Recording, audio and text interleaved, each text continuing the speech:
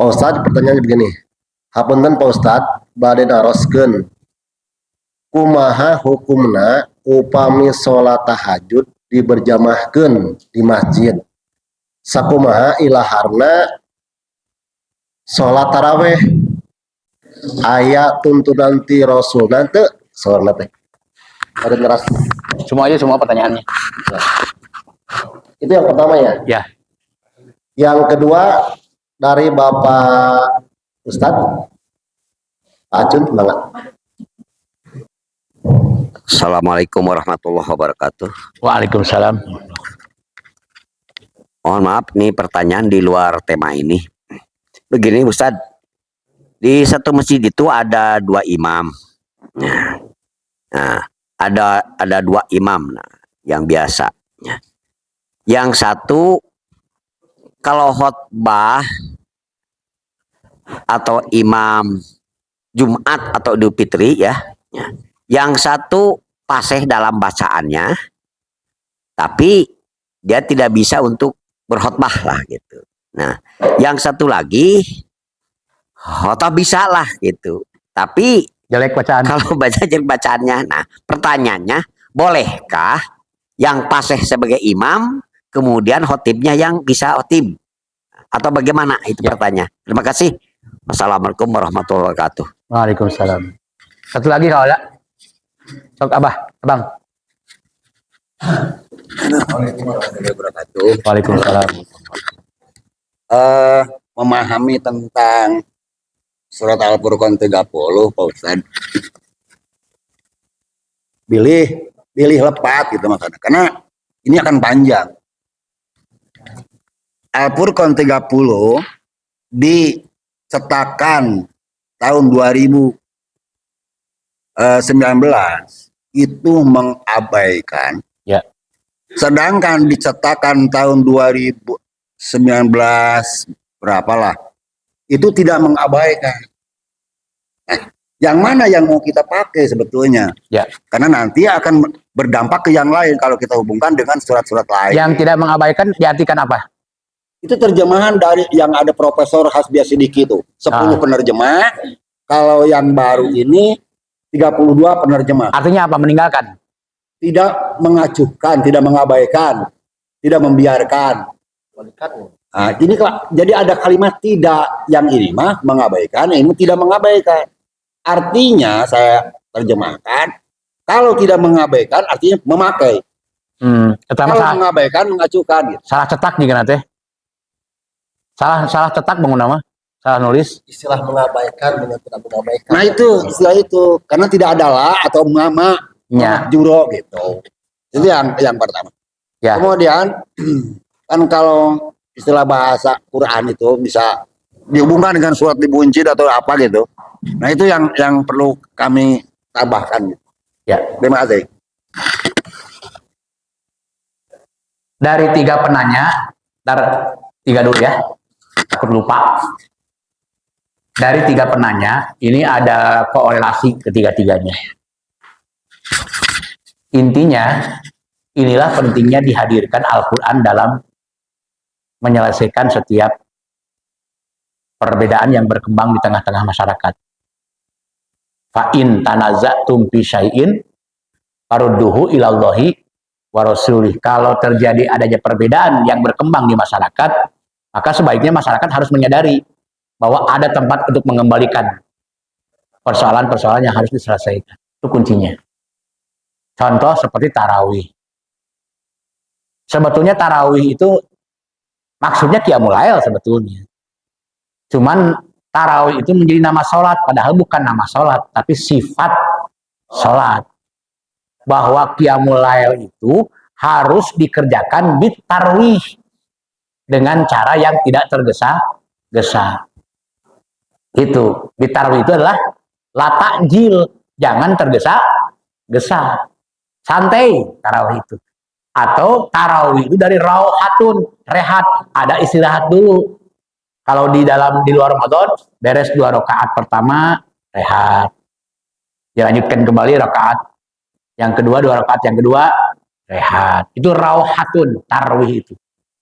Ya, rehat, istirahat. Nah, sholat qiyamul lail bitarwi, bukan sholat tarawih ya. Sholat qiyamul lail bitarwi itu supaya tumak ninah, maka dikategorikan sebagai sholat munfarid. Kalau mau nyari keutamaan, maka yang paling utama adalah sendirian. Kalau mau nyari keutamaan, lihat perbandingannya. Dalam hadis ada dua versi, ada 3 malam pertama berjamaah, malam keempat sampai selesai tidak berjamaah. Ada sampai malam keempat berjamaah, malam kelima sampai terakhir tidak berjamaah. Berarti antara yang berjamaah dengan tidak berjamaah lebih banyak mana? Nah, jadi Nabi membiarkan berjamaah selama 3 malam. 3 malam. Malam berikutnya, malam keempat sampai malam ke-29 tidak berjamaah lagi. Ini sudah isyarat bahwa kalau mau mencari keutamaan sholat qiyamul lail, itu utamanya adalah munfarid. Munfarid itu utamanya. Tetapi 3 malam pertama Nabi diikuti oleh sahabat, artinya berjamaah kan? Nabi tidak melarang, tidak mencegah. Tapi di malam yang keempat Nabi tidak datang lagi ke masjid. Penasaran para sahabat, saya juga kalau hadir di zaman Nabi pasti nanya, Kang Acun komo, pasti nanya, kunaon nanti luputing hai Rasul, malam-malam selanjutnya kok Anda tidak datang lagi mengimami kami? Maka jawaban Nabi apa? Khawatir dianggap wajib berjamaah. Berarti apa? Berarti yang paling pokok qiyamul lail itu adalah munfarid. Tapi karena 3 malam Nabi tidak mencegah berjamaah, boleh dilakukan secara Nah, akhirnya sikap kita apa? Situasional. Kalau memang harus diberjamaahkan, ya berjamaahkan. Tapi kalau sudah pada bisa nih, jadi imam sendiri, ya sendiri-sendirilah. Makanya orang tua saya mengambil satu ijtihad sebagai sebuah kebijakan sehubungan dengan masih banyaknya orang-orang yang belum hafal Quran. Maka mereka yang ingin qiyamul lail boleh berjamaah kepada Kiai Haji dan Abdul Qahar. Maka kemudian sampai hari ini, sampai tahun ini, sholat berjamaah qiyamul lail masih dikerjakan di ada Allah.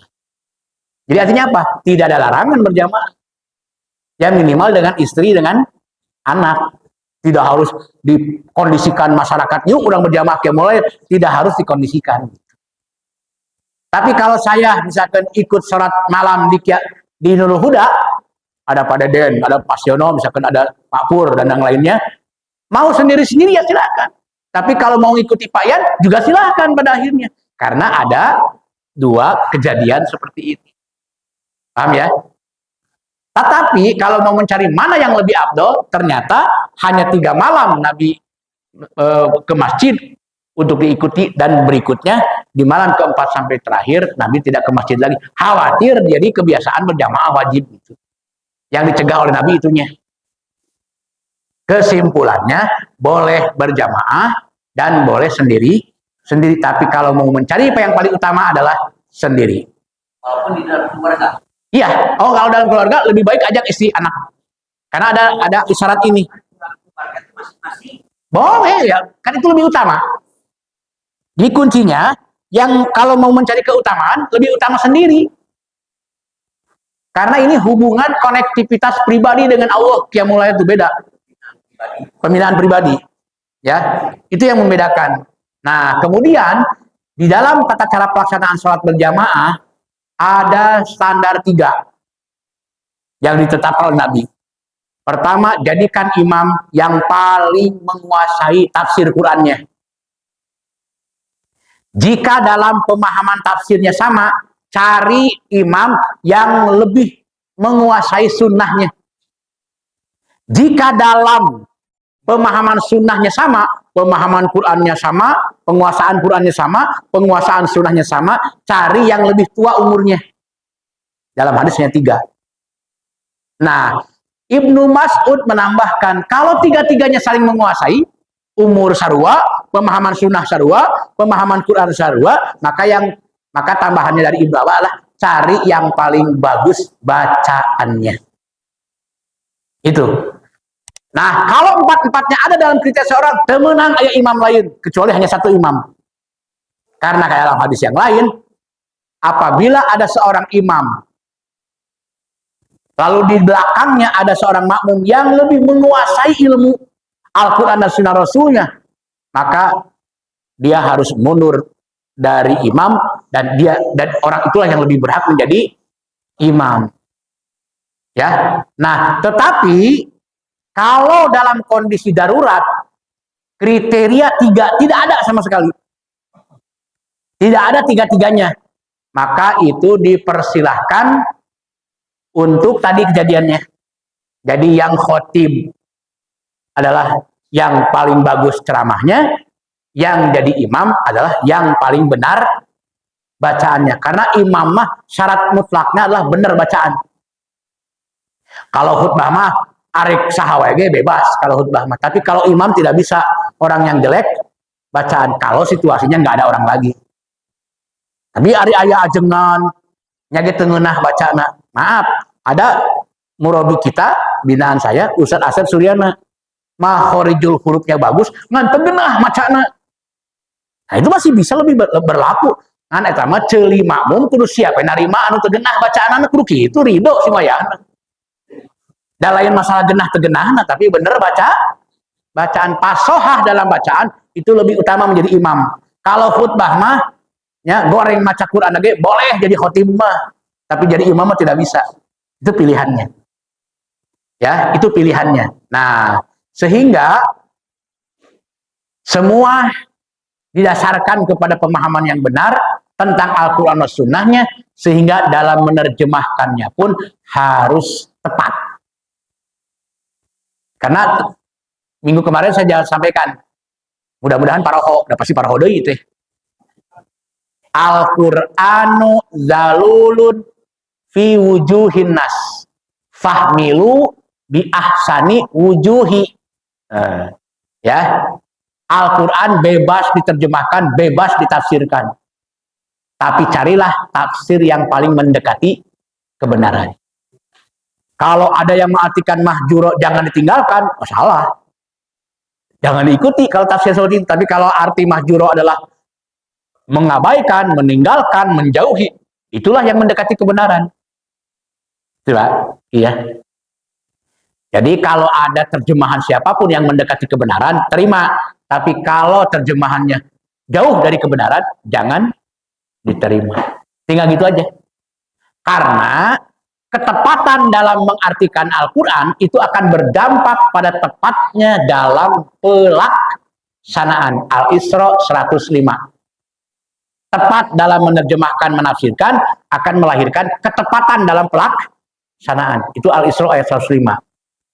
Wabil haqqi naza, wabil haqqi anzalnahu, wabil haqqi nazala.